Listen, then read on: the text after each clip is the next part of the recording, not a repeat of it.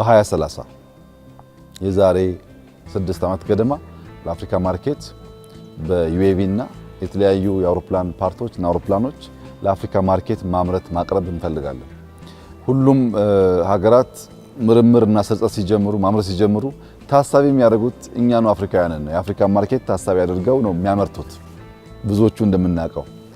አሁን ኢትዮጵያ ያንን የመወዳደር ፍላጎት ስላላት ወደዛ ገበያ ትገባለች። ምንም ጥርጥር የለውም። በ2030 ለበርካታ ሀገራት አውሮፕላኖች ዩኤቪዎች እናቀርባለን። ለኛም ለሀገር ውስጥ ፍላጎት በርከት ያለውን እንደምናሟላ ተስፋ ይደረጋል።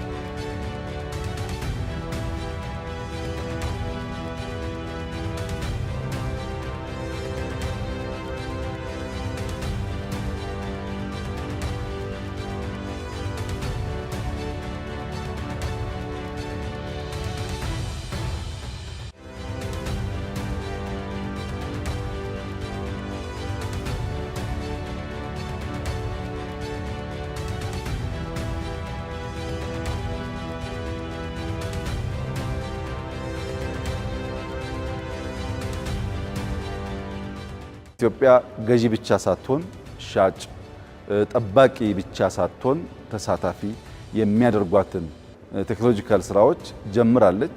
አሁን ያየነው አቅም በጣም ያስደምማል።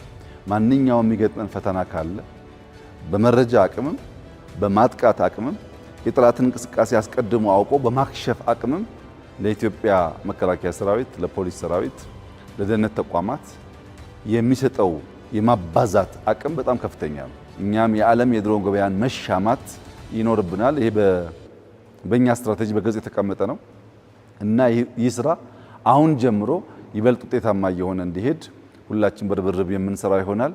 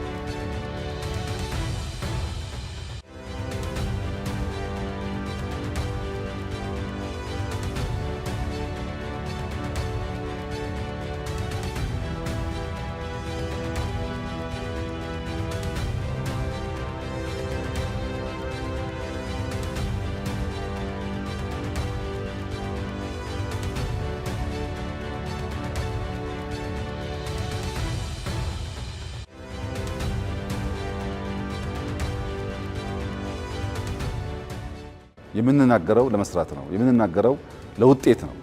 ከዚህ ቀደም ስንናገር ተረት ይመስል ነበር። ዛሬ ግን የጨበጥነው እውነት ነውና ኢትዮጵያ እያንሰራራች እንደሆነ ኢትዮጵያ አስተማማኝ አቅም ላይ እንዳለች ያመላክታል።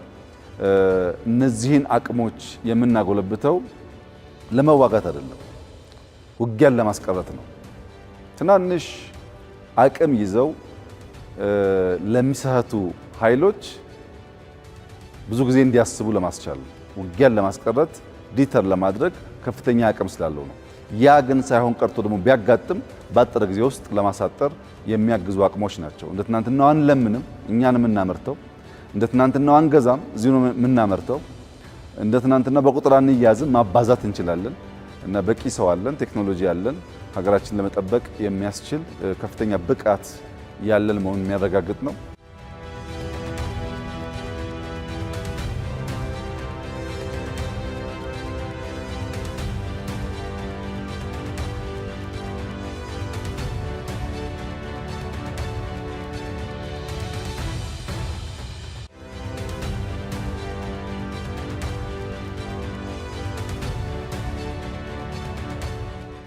በዚህ በሰራነው ስራ የእርካታ አይነት መንፈስ መታየት የለበትም። ኢትዮጵያ ከዚህ በላይ መፍጠር አለባት፣ ከዚህ በላይ ማደግ አለባት፣ ከዚህ በላይ መጠንከር አለባት።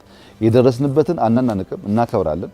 ግን ለሚቀጥለው ደረጃ ደግሞ የምናልም፣ የምንተልም፣ የምናቅድ፣ የምንዘረጋ ነው መሆን ያለብን እንጂ ሰርተናል ለምንኩራራ ከሆነ የሚኩራራ ሰው ሞተ ማለት ነው። ሰራው ብሎ የሚያስብ ሰው ተጨማሪ ነገር መፍጠርና ማደግ አይችልም። አስደናቂ ስራ ተሰርቷል። ምስጋና ይገባቸዋል። የዛሬ ዓመት 2 ዓመት 3 ዓመት ግን ይሄን ደግሞ ማየት አንፈልግም። ከዚህ የላቀ የተሻለ ነገር በዲዛይኑ በውጤቱ ማደግ አለበት። እያንዳንዱ ስራ 2-3 ስቴፕ ተመንድጎና አድጎ ነው ማየት የምንፈልገው።